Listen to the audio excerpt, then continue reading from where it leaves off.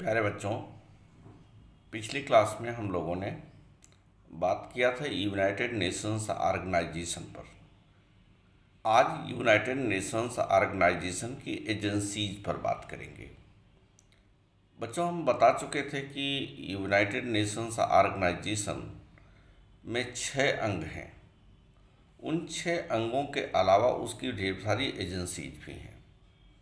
उन एजेंसियों में जो महत्वपूर्ण एजेंसियां हैं उनकी हम लोग बात करेंगे। पहली एजेंसी जो बड़ी महत्वपूर्ण मानी जाती है, इंटरनेशनल लेबर ऑर्गेनाइजेशन है, जो first agency of United Nations organisation की थी। इंटरनेशनल लेबर ऑर्गेनाइजेशन पूरी दुनिया के मजदूर संगठनों इस तरह से संबंधित बातों का डेटा रखता है, उसको मैनेज करने का प्रयास करता है। दूसरा है FAO, food and agriculture organisation.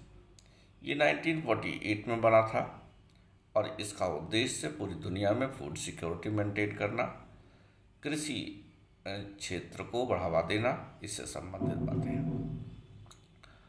उसके बाद अगली महत्वपूर्ण संस्था है UNESCO, United Nations educational, scientific and cultural organisation. इसकी स्थापना 1945 में हुई थी, 1945 में।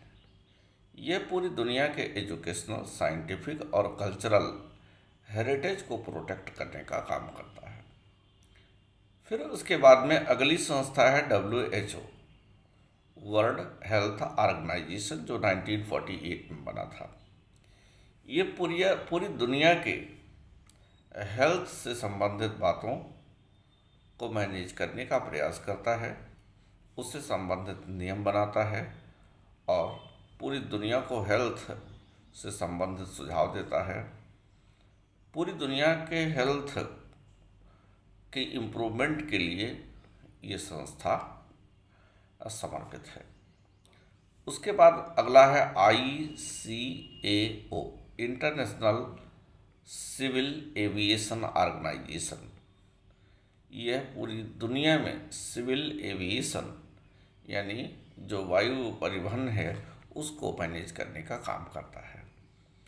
अगला है IMO, इंटरनेशनल मैरीटाइम ऑर्गेनाइजेशन।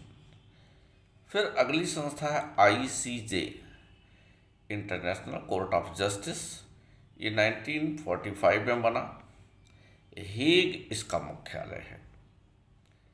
ये पूरी दुनिया से संबंधित जो मामले हैं उनको सुनने का काम करता है और उससे संबंधित डिसीजन देता है। अगली संस्था है यूनिसेफ। यूनिसेफ 1946 में बना।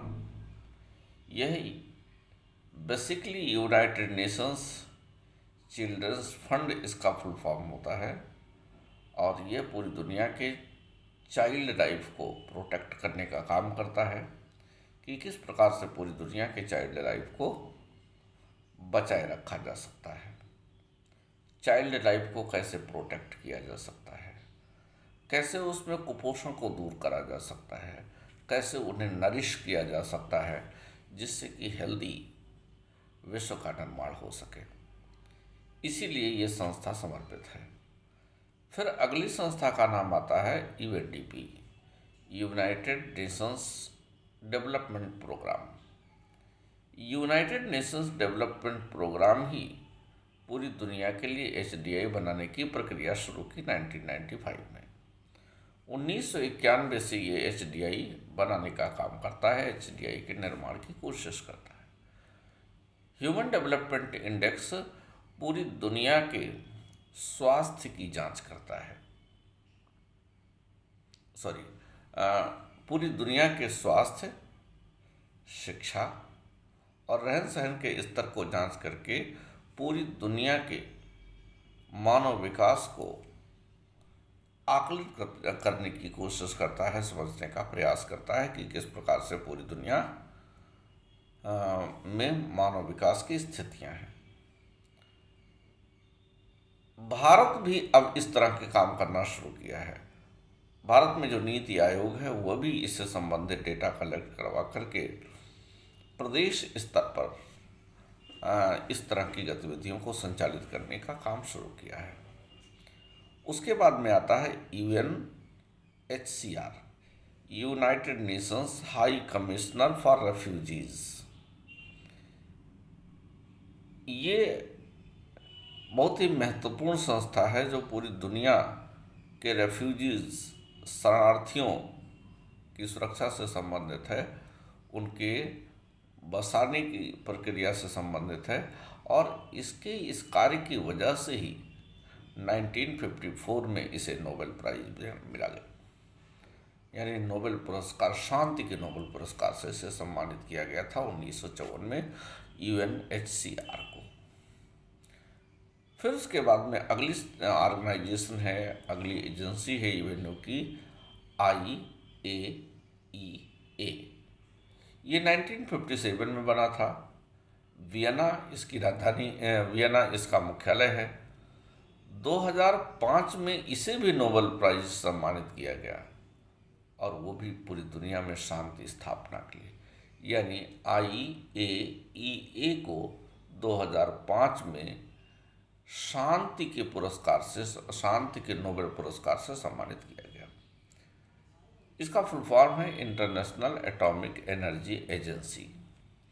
ये पूरी दुनिया में एटॉमिक वेपन्स से संबंधित चीज़ों की जांच करता है और उसे मैनेज करने की कोशिश करता है, ताकि पूरी दुनिया में एटॉमिक वेपन्स का एक्सप्लोरेशन ना होने पाए। एटॉमिक वेपन्स चूँकि बहुत खतरनाक होते हैं, इसलिए उसकी सुरक्षा ज़रूरी है। तो अंतर्राष्ट्रीय स्तर पर इन एटॉमिक वेपन्स की सुरक्षा से संबंधित नियम बनाने का काम इसी IAEA का है। इस वीडियो में बच्चों इतना ही। इसके बाद अगले वीडियो में फिर हम मिलेंगे नई टॉपिक के साथ।